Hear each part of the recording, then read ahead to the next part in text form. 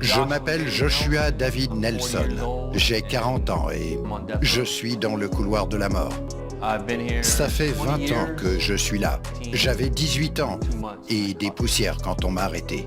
Le souvenir que je garde de mon enfance, c'est de voir père alcoolique. À l'époque, j'avais 4 ou 5 ans. Le soir, ma mère l'attendait et à peine rentré, il se mettait à boire. Et ensuite, il se disputait violemment. Alors, j'allais me réfugier dans ma chambre en pleurant. Je savais ce qui se passait. Je savais qu'il la rouait de coups. Je ne vais pas la défendre. Et en plus, j'étais terrorisé à l'idée qu'il puisse s'en prendre à moi aussi. Je devais avoir 7 ans quand ils ont divorcé. Je me suis retrouvé seul avec ma mère et je pensais que les choses allaient s'arranger. Mais ce ne fut pas le cas. Je prenais plein de substances, de la drogue, de la marijuana, de l'alcool fort, de la bière, des sédatifs. J'ai même inhalé des gaz d'échappement plusieurs fois. Le tribunal a décidé de m'envoyer faire une cure de désintoxication. On m'a envoyé dans un de ces centres de désintoxication. Et là, j'ai retrouvé d'autres gamins de mon âge qui étaient là pour les mêmes raisons que moi. J'y ai rencontré Keith et on s'est trouvé des affinités, on a commencé à sympathiser. On est rapidement devenus de très bons amis et quand on est sorti du centre, on est resté amis et on se retrouvait pour traîner dans la rue. On était dans le même lycée, on traînait ensemble tous les jours. On est sorti avec des filles qui étaient sœurs et Keith est sorti avec la plus jeune des deux, Tina.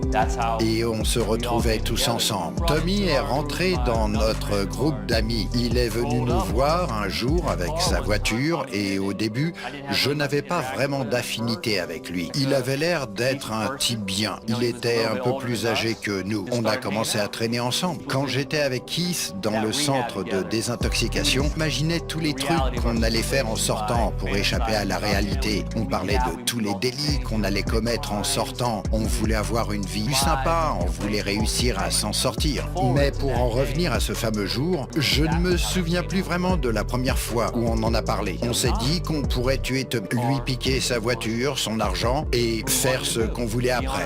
Être libre. Je ne m'en souviens pas, mais jamais j'aurais pu leur faire un sourire narquois pour ça. J'aurais sûrement fait ça à une autre personne qui se tenait à la barre et qui disait un truc avec lequel je n'étais pas d'accord. Même à ce moment-là, jamais je ne leur aurais fait ça. Pas à eux. C'est vraiment difficile de répondre à cette question, car vous savez, parfois on fait des choses, il y a toute une accumulation de choses qui vous poussent à agir. Je ne pense pas que ce soit le facteur déclenchant qui nous a poussés à le tuer, mais ça y a contribué malgré tout. Pour moi, il n'était pas complètement innocent. Ça m'a aidé à changer, à travailler sur moi et à découvrir qui je suis vraiment, sans tenir compte de tout ce que j'ai traversé. Je me sens plus en adéquation avec mes émotions, avec cette partie de moi-même. Je n'éprouve ni colère ni douleur. Je ne me laisse pas envahir par ces émotions. Parfois, je me dis que je mérite de mourir, car c'est la société qui l'a décidé. C'est le prix à payer quand on commet un meurtre. Mais en même temps, je pense que je ne mérite pas de mourir, car la peine de mort, c'est réservé aux pires des criminels. Je ne pense pas faire partie de ces personnes. Je sais que vous ne pouvez pas me regarder sans penser à ce que j'ai fait, mais j'espère qu'il y a aussi des gens qui pourront me regarder comme une personne à part entière, pas seulement comme un criminel. J'ai bien conscience que c'est difficile de faire abstraction de ça, et je comprends, et j'aimerais qu'on me voie comme une personne à part entière, et qu'on ne pense pas seulement à cet instant où j'ai commis cet acte atroce, abominable et impardonnable. Je suis autre chose que ça. C'est pour ça que je parle aujourd'hui.